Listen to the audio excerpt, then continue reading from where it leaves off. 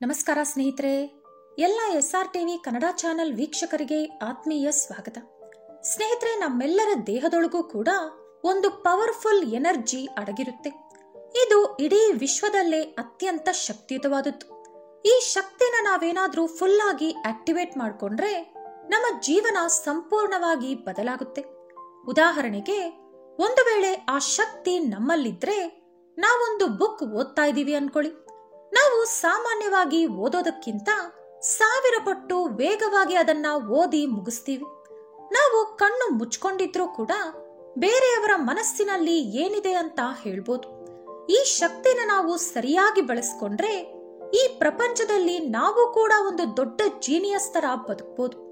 ನಮ್ಮ ಮುಂದೆ ಯಾವುದೇ ಪ್ರಶ್ನೆ ಇಟ್ರೂ ಕೂಡ ಅದಕ್ಕೆ ಸರಿಯಾದ ಉತ್ತರ ಕೊಡುವ ಸಾಮರ್ಥ್ಯ ಬರುತ್ತೆ. ಭವಿಷ್ಯತ್ತಿನಲ್ಲಿ ನಡೆಯುವ ಎಷ್ಟೋ ಸಂಘಟನೆಗಳನ್ನ ಕೂಡ ನಾವು ಮೊದಲೇ ತಿಳಿದುಕೋಬಹುದು. ಒಂದು ಮಾತಲ್ಲಿ ಹೇಳಬೇಕು ಅಂದ್ರೆ, ಈ ಇಡೀ ಪ್ರಪಂಚನೇ ನಮ್ಮ ತಲೆಯಲ್ಲಿರುತ್ತೆ. ಆ ಶಕ್ತಿನ ಯಾವ ರೀತಿ ಆಕ್ಟಿವೇಟ್ ಮಾಡೋದು ಅಂತ ಈಗ ನೋಡೋಣ. ಆದ್ರೆ ಅದಕ್ಕೂ ಮುಂಚೆ ನೀವಿನ್ನೂ ನಮ್ಮ ಚಾನೆಲ್ ಅನ್ನು ಸಬ್ಸ್ಕ್ರೈಬ್ ಮಾಡ್ಕೊಂಡಿಲ್ಲ ಅಂದ್ರೆ ಖಂಡಿತ ಈಗಲೇ ಸಬ್ಸ್ಕ್ರೈಬ್ ಮಾಡ್ಕೊಳ್ಳಿ. ಹಾಗೆ ಈ ವಿಡಿಯೋ ಇಷ್ಟ ಆದ್ರೆ ಮರೀದೇ ಒಂದು ಲೈಕ್ ಕೊಡಿ. ಸ್ನೇಹಿತರೆ, ಶಕ್ತಿ ಅಂದ ತಕ್ಷಣ ಅದು ನಮ್ಮ ದೇಹವಿಡೀ ಹರಡಿಕೊಂಡಿರುತ್ತೆ ಅನ್ಕೊಂಡ್ರೆ ತಪ್ಪು. ಅದು ನಮ್ಮ ದೇಹದಲ್ಲಿ ಒಂದು ಜಾಗದಲ್ಲಿ ಅತಿ ಚಿಕ್ಕ ಗಾತ್ರದಲ್ಲಿ ಅಡಗಿರುತ್ತೆ. ಅದು ಎಲ್ಲಂದ್ರೆ ನಮ್ಮ ಮೆದುಳಿನ ಮಧ್ಯದಲ್ಲಿ ಆಳವಾಗಿರುವ ಒಂದು ಪ್ರದೇಶದಲ್ಲಿ. ಇದು ಪ್ರಕೃತಿ ಮಾಡಿರುವಂತ ಅದ್ಭುತ ಅಂತಾನೆ ಹೇಳ್ಬೇಕು. ಯಾಕಂದ್ರೆ ಅಷ್ಟು ಭದ್ರವಾಗಿ ಒಂದು ಸೇಫ್ ಜಾಗದಲ್ಲಿ ಅದನ್ನ ಬಚ್ಚಿಟ್ಟಿದೆ ಅಲ್ವಾ, ಅದಕ್ಕೆ ಹೇಳ್ದೆ. ಆ ಶಕ್ತಿ ಹೆಸರು ಪೀನಿಯಲ್ ಗ್ಲ್ಯಾಂಡ್. ಇದನ್ನ ನಾವು ಕನ್ನಡದಲ್ಲಿ ಪೀನಲ್ ಗ್ರಂಥಿ ಅಂತ ಕರಿತೀವಿ. ಇದು ನಮ್ಮ ಮೆದುಳಿನ ಮಧ್ಯದಲ್ಲಿ ಒಂದು ಬಟಾಣಿ ಕಾಳಿನ ಸೈಜ್ ನಲ್ಲಿರುತ್ತೆ. ಇದರ ತೂಕ ಬರೀ 0.2 ಗ್ರಾಮ್ಸ್ ಅಷ್ಟೇ. ಇದರ ಆಕೃತಿ ತಾವರೆ ಹೂವಿನ ರೀತಿ ಇರುತ್ತೆ. ವಿಜ್ಞಾನಿಗಳು ಇದನ್ನ ಪೀನಿಯಲ್ ಗ್ಲ್ಯಾಂಡ್ ಅಂತ ಕರೆದ್ರೆ, ನಮ್ಮ ಪುರಾಣಗಳು, ಶಾಸ್ತ್ರಗಳು ಇದನ್ನ 3ನೇ ಕಣ್ಣು, ಅದ್ಭುತವಾದ ಶಕ್ತಿ, 6 ಸೆನ್ಸ್ ಅಂತ ಕರೆಯುತ್ತೆ. ನಮ್ಮ ಪುರಾಣಗಳಲ್ಲಿ ಈ ಪೀನಿಯಲ್ ಗ್ಲ್ಯಾಂಡ್ಗೆ ಎಷ್ಟೋ ಪ್ರಮುಖವಾದ ಸ್ಥಾನ ಕೊಡಲಾಗಿದೆ. ಆಧ್ಯಾತ್ಮಿಕರು ಇದನ್ನೇ ಊಹಿಸಿಕೊಂಡು ಪ್ರಾರ್ಥನೆ ಮಾಡ್ತಾರೆ. ಇದು ಅವರಿಗೊಂದು ಪವಿತ್ರವಾದ ಅಂಗ ಅಂತಾನೆ ಹೇಳ್ಬೋದು. ನಮ್ಮ ಋಷಿ ಮುನಿಗಳ ಕಾಲದಿಂದ ಈಗಿನವರೆಗೂ ಕೂಡ ಜನರು ಈ ಪೀನಿಯಲ್ ಗ್ಲ್ಯಾಂಡ್ ಅನ್ನ ಆಕ್ಟಿವೇಟ್ ಮಾಡ್ಕೊಳ್ಳೋಕೆ ಎಷ್ಟೋ ಶ್ರಮ ಪಡ್ತಿದ್ದಾರೆ. ಪೀನಿಯಲ್ ಗ್ಲ್ಯಾಂಡ್ ಬಗ್ಗೆ ಸೈಂಟಿಸ್ಟ್ಗಳು ಈ ಮಧ್ಯಕಾಲದಲ್ಲಿ ತಿಳ್ಕೊಂಡಿದ್ರೆ, ನಮ್ಮ ಭಾರತೀಯರು ಮಾತ್ರ ಕೆಲವು ಲಕ್ಷಾಂತರ ವರ್ಷಗಳ ಹಿಂದೆಯೇ ಈ ಶಕ್ತಿ ಬಗ್ಗೆ ತಿಳ್ಕೊಂಡು ಅದನ್ನ ಸಾಧಿಸೋಕೆ ಪ್ರಯತ್ನ ಶುರು ಮಾಡಿದ್ದಾರೆ. ಈ ಶಕ್ತಿಯನ್ನ ಹೆಚ್ಚಿಸಿಕೊಳ್ಳೋಕೆ ಅವರು ಅವರ ದಿನಚರಿಯಲ್ಲಿ ಇದೂ ಕೂಡ ಒಂದು ಭಾಗದಂತೆ ಮಾಡ್ಕೊಂಡಿದ್ರು. ಇದಕ್ಕೆ ಉದಾಹರಣೆ ಏನಂದ್ರೆ, ನಮ್ಮ ಋಷಿ ಮುನಿಗಳು ಅಂದೇ ಹೆಂಗಸರು ಹಾಗೂ ಗಂಡಸರು ಇಬ್ಬರಿಗೂ ಕೂಡ 2 ಕಣ್ಣು ಹುಬ್ಬುಗಳ ಮಧ್ಯೆ ಕುಂಕುಮ ಇಟ್ಟುಕೊಳ್ಳುವಂತೆ ಹೇಳಿದ್ದಾರೆ. ಬೊಟ್ಟು ಇಡೋಕೆ ಕಾರಣ ಏನಂದ್ರೆ, ಆ ಜಾಗದಲ್ಲಿ ಬೊಟ್ಟಿಡುವಾಗ ನಾವು ಪ್ರೆಸ್ ಮಾಡ್ತಾ ಇದ್ರೆ ಅಲ್ಲಿರುವಂತ ಆಜ್ಞಾಚಕ್ರ ಆಕ್ಟಿವೇಟ್ ಆಗುತ್ತೆ. ನಾವು ಬೊಟ್ಟಿಡೋ ಅಂತ ಸ್ಥಾನವನ್ನ ಜೀವಾತ್ಮ ಸ್ಥಾನ ಅಂತ ಕರೀತಾರೆ. ಇದರಿಂದ ಮನುಷ್ಯ ಸಕಾರಾತ್ಮಕ ಶಕ್ತಿಯನ್ನ ಪಡೆದುಕೊಳ್ತಾನೆ, ಎಷ್ಟೋ ಜ್ಞಾನವನ್ನ ಸಂಪಾದನೆ ಮಾಡ್ಕೋತಾನೆ. ಅದೇ ರೀತಿ ಈ ಪೀನಿಯಲ್ ಗ್ರಂಥಿ ಆಕಾರ ತಾವರೆ ಹೂವಿನಂತೆ ಇರುತ್ತೆ. ಈ ತಾವರೆ ಹೂ ಅನ್ನೋದು ಪ್ರತಿ ದೇವರ ಹತ್ತಿರ ಇರೋದನ್ನ ನಾವು ಎಷ್ಟೋ ಫೋಟೋಗಳಲ್ಲಿ ನೋಡಿದ್ದೀವಿ. ಹಾಗೆ ನಮ್ಮ ದೇವಸ್ಥಾನಗಳ ಗೋಪುರ ಅಥವಾ ಕಲಶ ಕೂಡ ಈ ತಾವರೆ ಹೂವನ್ನೇ ಸೂಚಿಸುತ್ತೆ. ಇನ್ನು ನಾವು ರಾಜರ ಕಾಲಕ್ಕೆ ಹೋದ್ರೆ, ಅಂದಿನ ಕಾಲದ ಗುರುಗಳು ಶಿಷ್ಯರಿಗೆ 7 ಚಕ್ರಗಳಾದ ಆಜ್ಞಾ, ವಿಶುದ್ಧ, ಅನಾಹತ, ಮಣಿಪುರ, ಸ್ವಾಧಿಷ್ಠಾನ ಹಾಗೂ ಮೂಲಾಧಾರ ಚಕ್ರದ ಬಗ್ಗೆ ಪಾಠ ಮಾಡ್ತಾ ಇದ್ರು. ಅವುಗಳ ಚಲನ ವಲನಗಳ ಬಗ್ಗೆ ವಿವರಿಸ್ತಾ ಇದ್ರು. ಈ ಎಲ್ಲಾ ಚಕ್ರಗಳನ್ನ ಒಂದು ಮಾಡಿದಾಗ ಬರುವುದೇ ಶಕ್ತಿ. ಈ 7 ಚಕ್ರಗಳ ಒಳಗೆ ಪಂಚಭೂತಗಳು ಹಾಗೂ ದೇವರುಗಳು ನೆಲೆಸಿರುತ್ತಾರೆ. ಆದ್ದರಿಂದಲೇ ಈ 7 ಚಕ್ರಗಳಲ್ಲಿ ಒಂದು ಚಕ್ರ ಚಲಿಸಲಿಲ್ಲ ಅಂದ್ರೂ ಕೂಡ ಮನುಷ್ಯನ ಪ್ರಾಣ ಪಕ್ಷಿ ಹಾರಿ ಹೋಗುತ್ತೆ. ಇದೇ ಕಾರಣದಿಂದಲೇ ನಮ್ಮ ಪೂರ್ವಿಕರು ಈ ಚಕ್ರಗಳನ್ನ ಆಕ್ಟಿವೇಟ್ ಮಾಡ್ಕೊಳ್ಳೋಕೆ ಪ್ರಯತ್ನಿಸ್ತಾ ಇದ್ರು. ಈಗ ನಾವು ಹೇಳ್ತಿರೋಂತ ಈ ಪೀನಲ್ ಗ್ಲ್ಯಾಂಡ್ ಈ ಎಲ್ಲಾ ಚಕ್ರಗಳ ಶಕ್ತಿಯನ್ನು ಒಟ್ಟುಗೂಡಿಸ್ಕೊಂಡು ಒಂದು ಮಹಾಶಕ್ತಿಯಂತೆ ಬದಲಾಗುತ್ತೆ. ಒಂದು ಸಾರಿ ದೇಹದಲ್ಲಿರೋ ಎಲ್ಲಾ ಚಕ್ರಗಳು ಆಕ್ಟಿವೇಟ್ ಆದ್ರೆ 6th ಸೆನ್ಸ್ ಅನ್ನೋದು ತುಂಬಾ ಚೆನ್ನಾಗಿ ಕೆಲಸ ಮಾಡುತ್ತೆ. ಯಾವ ಕೆಲಸ ಮಾಡಿದ್ರೂ ಬುದ್ಧಿವಂತಿಕೆಯಿಂದ ಎಚ್ಚರಿಕೆಯಿಂದ ಮಾಡ್ತಾರೆ. ಎಲ್ಲ ವಿಷಯಗಳಲ್ಲೂ ಮುಂದೆ ಇರ್ತಾರೆ. ಯಾರಿಗೂ ಕಾಣಿಸ್ದೇ ಇರೋದು ಇವರಿಗೆ ಕಾಣಿಸುತ್ತೆ, ಯಾರಿಗೂ ಕೇಳಿಸ್ದೇ ಇರೋದು ಇವರಿಗೆ ಕೇಳಿಸುತ್ತೆ, ಯಾರಿಗೂ ಗೊತ್ತಿಲ್ಲದೆ ಇರೋ ವಿಷಯಗಳು ಕೂಡ ಇವರಿಗೆ ಗೊತ್ತಿರುತ್ತೆ. ಒಂದು ಮಾತಲ್ಲಿ ಹೇಳಬೇಕು ಅಂದ್ರೆ ಅದ್ಭುತವಾದ ಜ್ಞಾನ ನಿಮಗೆ ಬರುತ್ತೆ. ಹಾಗಾದ್ರೆ ಈ ಪೀನಲ್ ಗ್ರಂಥಿಯನ್ನ ಯಾವ ರೀತಿ ಆಕ್ಟಿವೇಟ್ ಮಾಡ್ಕೊಳ್ಳೋದು ಅಂತ ಈಗ ನೋಡೋಣ. ಸ್ನೇಹಿತರೆ, ಈ ಪೀನಲ್ ಗ್ರಂಥಿ ಅಥವಾ ಮೂರನೇ ಕಣ್ಣನ್ನ ಆಕ್ಟಿವೇಟ್ ಮಾಡ್ಕೊಳ್ಳುವಂತ ಅವಕಾಶ ಎಲ್ರಿಗೂ ಇರುತ್ತೆ. ಈ ವಿಷಯ ವಿಜ್ಞಾನಿಗಳು ನಂಬದೇ ಇದ್ರೂ ಕೂಡ ಆಧ್ಯಾತ್ಮಿಕರು ನಂಬ್ತಾರೆ. ಧಾರ್ಮಿಕ ಗ್ರಂಥಗಳು ಕೂಡ ಇದನ್ನೇ ಹೇಳುತ್ತೆ. ಮೂರನೇ ಕಣ್ಣು ಆಕ್ಟಿವೇಟ್ ಮಾಡೋಕೆ ಪ್ರತ್ಯೇಕವಾದ ಸಮಯ ಬೇಕಿಲ್ಲ. ಯಾವ ಸಮಯದಲ್ಲಾದ್ರೂ ಇದನ್ನ ಆಕ್ಟಿವೇಟ್ ಮಾಡ್ಕೋಬಹುದು. ಆದ್ರೆ ಬೆಳಗಿನ ಜಾವ 3ರಿಂದ 4 ಗಂಟೆ ಮಧ್ಯಕಾಲದಲ್ಲಿ ಇದನ್ನ ಆಕ್ಟಿವೇಟ್ ಮಾಡ್ಕೊಳ್ಳೋಕೆ ಟ್ರೈ ಮಾಡಿದ್ರೆ ಸ್ವಲ್ಪ ಈಸಿ ಆಗಿರುತ್ತೆ. ಸಾವಿರಾರು ವರ್ಷಗಳ ಹಿಂದಿನಿಂದಲೂ ಕೂಡ ನಮ್ಮ ಋಷಿ ಮುನಿಗಳು ಈ ಸಮಯದಲ್ಲಿ ಧ್ಯಾನ ತಪಸ್ಸು ಮಾಡ್ತಾ ಇದ್ರು.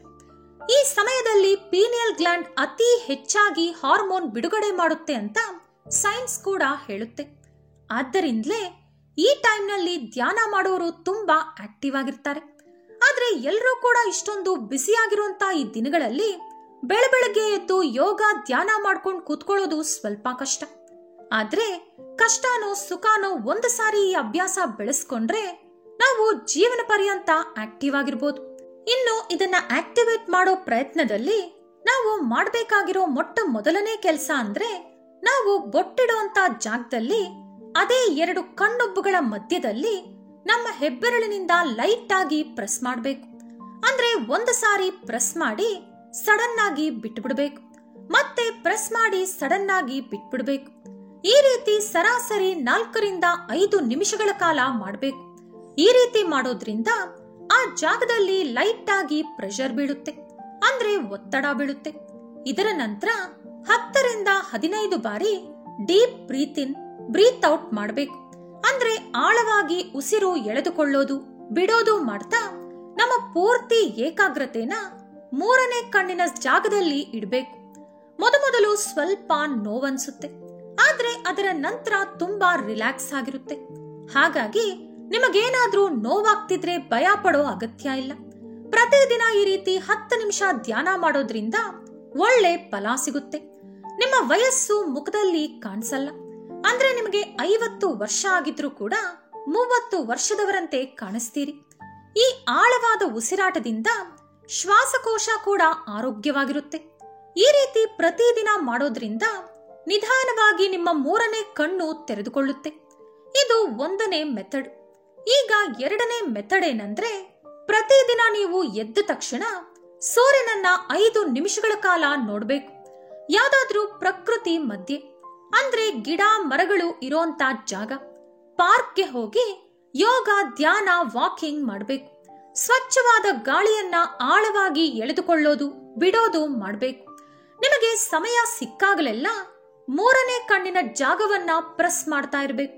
ಈ ರೀತಿ 4 ನಿಮಿಷಗಳ ಕಾಲ ಲೈಟ್ ಆಗಿ ಪ್ರೆಸ್ ಮಾಡಿಟ್ಕೊಂಡು ಬಿಟ್ಟು ಮತ್ತೆ ಲಾಸ್ಟ್ 1 ನಿಮಿಷ ಜೋರಾಗಿ ಪ್ರೆಸ್ ಮಾಡಿ ಸಡನ್ ಆಗಿ ಬಿಟ್ಬಿಡ್ಬೇಕು. ನೀವು ಯಾವ ಜಾಗದಲ್ಲಿ ಪ್ರೆಸ್ ಮಾಡಿ ಇಟ್ಕೊಂಡಿರ್ತೀರೋ ಆ ಜಾಗದಿಂದ ಕೈ ತೆಗೆದ ತಕ್ಷಣ ತುಂಬಾ ಭಾರವಾಗಿರೋ ತರ ಫೀಲ್ ಆಗುತ್ತೆ.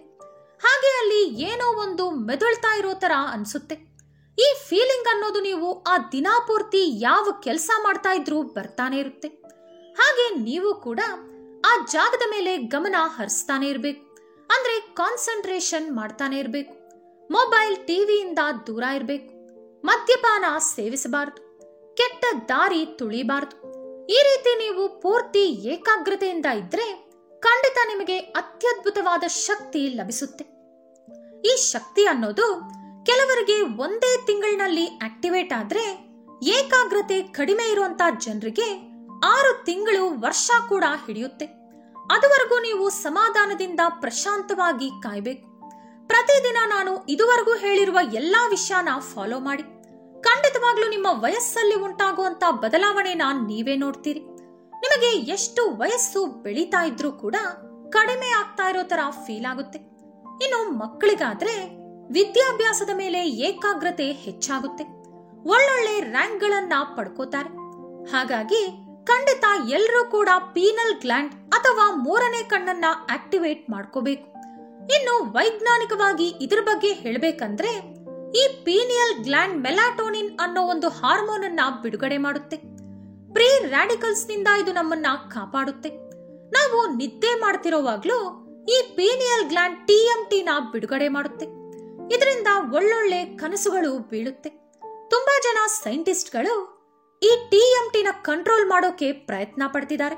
ಅದನ್ನ ನಮಗೆ ಅನುಕೂಲಕರವಾಗಿ ಬದಲಾಯಿಸುವಂತ ಎಷ್ಟೋ ರಿಸರ್ಚ್ಗಳು ಮಾಡ್ತಾ ಇದ್ದಾರೆ. ಆದ್ರೆ ಅವರಿಂದ ಸಾಧ್ಯ ಆಗ್ತಿಲ್ಲ. ಆದ್ರೆ ಅದೇ ನಾವು ಆಧ್ಯಾತ್ಮಿಕ ಪರವಾಗಿ ನೋಡಿದ್ರೆ ಇದನ್ನ ನಾವು ಕಂಟ್ರೋಲ್ ಮಾಡ್ಕೋಬಹುದು. ನಿಜಕ್ಕೆ ಇದರ ಅದ್ಭುತ ಶಕ್ತಿಯ ಬಗ್ಗೆ ತುಂಬಾ ಜನಕ್ಕೆ ಗೊತ್ತಿಲ್ಲ. ಅದು ಎಷ್ಟು ಭದ್ರವಾಗಿ ನಮ್ಮ ಮೆದುಳಿನ ಒಳಗಡೆ ಅಡಗಿದೆ ಅನ್ನೋ ವಿಷಯ ಗೊತ್ತಿಲ್ಲ. ತಾಯಿ ಗರ್ಭದಲ್ಲಿ ಮಗು ಯಾವ ರೀತಿ ಸುರಕ್ಷಿತವಾಗಿ ಬಚ್ಚಿಟ್ಟುಕೊಂಡಿರುತ್ತೋ ಅದೇ ರೀತಿ ಮೆದುಳಿನ ಒಳಗೆ ಇದು ಬಚ್ಚಿಟ್ಕೊಂಡಿರುತ್ತೆ. ಅಷ್ಟೇ ಅಲ್ಲದೆ ತಾಯಿ ಗರ್ಭದೊಳಗೆ ಶಿಶುವಿಗೆ ಒಂದು ರೂಪ ಬರೋಕೆ ಸರಾಸರಿ 49 ದಿನಗಳು ಹಿಡಿಯುತ್ತೆ. ಆ ಸಮಯದಲ್ಲೇ ಈ ಪೀನಿಯಲ್ ಗ್ಲ್ಯಾಂಡ್ ಕೂಡ ಹುಟ್ಟುತ್ತೆ ಅಂತ ಹೇಳ್ತಾರೆ. ಬುದ್ಧಿಸಂ ಪ್ರಕಾರ ಈ 49 ದಿನಗಳಲ್ಲಿ ಶಿಶುವಿನ ದೇಹದೊಳಗೆ ಆತ್ಮ ಪ್ರವೇಶಿಸುತ್ತೆ. ಈಗ ಪೀನಿಯಲ್ ಗ್ಲ್ಯಾಂಡ್ ಆಕ್ಟಿವೇಟ್ ಆದ್ರೆ ಏನಾಗುತ್ತೆ ಅಂತ ನೋಡೋಣ. ನಮ್ಮ ಮೆದುಳು ಶರವೇಗದಲ್ಲಿ ಕೆಲಸ ಮಾಡುತ್ತೆ. ಕಂಪ್ಯೂಟರ್ಗಿಂತ ಬೇಗ ನಾವು ಕ್ಯಾಲ್ಕುಲೇಟ್ ಮಾಡಬಹುದು. ನೀವು ಸ್ವಾಮಿ ವಿವೇಕಾನಂದ ಬಗ್ಗೆ ಕೇಳಿರ್ತೀರಿ. ಅವರು ಇಂಥದ್ದೇ ಮೇಧಾಶಕ್ತಿಯನ್ನ ಹೊಂದಿದ್ರು.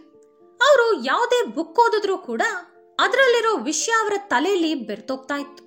ಮತ್ತೆ ಅದ್ರ ಬಗ್ಗೆ ಯಾವುದೇ ಟಾಪಿಕ್ ಬಂದ್ರೂ ಕೂಡ ಪಟ್ಟಂತ ಆನ್ಸರ್ ಕೊಡ್ತಾ ಇದ್ರು. ಆ ಟಾಪಿಕ್ ಯಾವ ಪೇಜ್ ನಲ್ಲಿದೆ, ಯಾವ ಬುಕ್ ನಲ್ಲಿದೆ ಅಂತ ಕೂಡ ಸಲೀಸಾಗಿ ಹೇಳ್ಬಿಡ್ತಾ ಇದ್ರು. ಅವ್ರಿಗೆ ಬುಕ್ ಓದೋದು ಅಂದ್ರೆ ಪಂಚಪ್ರಾಣ. ಯಾವ ಭಾಷೆಯಲ್ಲಿ ಬುಕ್ ಇದ್ರೂ ಕೂಡ ಓದ್ಬಿಡ್ತಾ ಇದ್ರು. ಹಾಗೆ ನಿಮಗೆ ಓಶೋ ಬಗ್ಗೆ ಕೂಡ ಹೇಳ್ಬೇಕು. ಅವರು ಕೂಡ ವಿವೇಕಾನಂದ ತರಾನೇ ಪುಸ್ತಕ ಪ್ರೇಮಿ. ಅವರು ತಮ್ಮ ಜೀವನಾವಧಿಯಲ್ಲಿ 1.5 ಲಕ್ಷಕ್ಕಿಂತ ಹೆಚ್ಚಿನ ಬುಕ್ಗಳನ್ನ ಓದಿದ್ದಾರೆ. ಅವರು ಓದಿರುವಂತ ಬುಕ್ಗಳಲ್ಲಿ ಯಾವ ಪೇಜ್ ನಲ್ಲಿ ಏನಿದೆ ಅಂತ ಕೂಡ ಸಲೀಸಾಗಿ ಹೇಳ್ಬಿಡ್ತಾ ಇದ್ರು. ಇವರಿಬ್ಬರ ಟಾಪಿಕ್ ಯಾಕೆ ಬಂತು ಅಂದ್ರೆ ಇವರಿಬ್ರು ಕೂಡ ಅವರ ಪೀನಲ್ ಗ್ಲ್ಯಾಂಡ್ ಅನ್ನ ಆಕ್ಟಿವೇಟ್ ಮಾಡ್ಕೊಂಡಿದ್ರು. ಅಂದ್ರೆ ಅವರ ಒಳಗಡೆ ಇರುವಂತ 7 ಚಕ್ರಗಳನ್ನ ಆಕ್ಟಿವೇಟ್ ಮಾಡ್ಕೊಂಡಿದ್ರು. ಅವರ ಒಳಗೆ ಆಕ್ಟಿವೇಟ್ ಆಗಿರುವಂತ ಆ ಮಹಾಶಕ್ತಿನೇ ಅವರನ್ನ ಅಷ್ಟೊಂದು ಫೇಮಸ್ ಆಗಿ ಜ್ಞಾನಿಗಳನ್ನಾಗಿ ಮಾಡಿದೆ. ಆದ್ರೆ ಇವರ ತರ ಎಷ್ಟೋ ಜನ ಈ ಪ್ರಪಂಚದಲ್ಲಿದ್ದಾರೆ. ಅವರು ಕೂಡ ಅವರ ಪೀನಲ್ ಗ್ಲ್ಯಾಂಡ್ ನ ಆಕ್ಟಿವೇಟ್ ಮಾಡ್ಕೊಂಡಿದ್ದಾರೆ. ಹಾಗಾಗಿ ನೀವು ಕೂಡ ರಾತ್ರಿ ಲೇಟ್ ಆಗಿ ಮಲ್ಕೊಂಡು ಬೆಳಿಗ್ಗೆ ಲೇಟ್ ಆಗಿ ಏಳುವಂತ ಕೆಟ್ಟ ಅಭ್ಯಾಸಕ್ಕೆ ಗುಡ್ ಬೈ ಹೇಳಿ ಸೂರ್ಯ ಹುಟ್ಟೋಕೋ ಮುಂಚೆ ಏಳೋದು ಅಭ್ಯಾಸ ಮಾಡ್ಕೊಳ್ಳಿ. ನಿಮ್ಮ ಮಕ್ಕಳಿಗೂ ಕೂಡ ಇದನ್ನೇ ಕಲಿಸ್ಕೊಡಿ. ಆಗ ಅದ್ಭುತವಾದ ಶಕ್ತಿ ನಿಮ್ಮ ಸ್ವಂತ ಆಗುತ್ತೆ. ಈ ವಿಡಿಯೋ ನಿಮಗೆ ಇಷ್ಟ ಆದ್ರೆ ಲೈಕ್ ಮಾಡಿ, ಶೇರ್ ಮಾಡಿ. ಇಂತಹ ಹೆಚ್ಚಿನ ಉತ್ತಮ ಮಾಹಿತಿಗಳಿಗಾಗಿ ತಪ್ಪದೇ ನಮ್ಮ ಚಾನೆಲ್ ಅನ್ನು ಸಬ್ಸ್ಕ್ರೈಬ್ ಮಾಡ್ಕೊಳ್ಳಿ. ನಾಳೆ ಮತ್ತೊಂದು ವಿಡಿಯೋದೊಂದಿಗೆ ಪುನಃ ಭೇಟಿಯಾಗೋಣ. ಧನ್ಯವಾದಗಳು.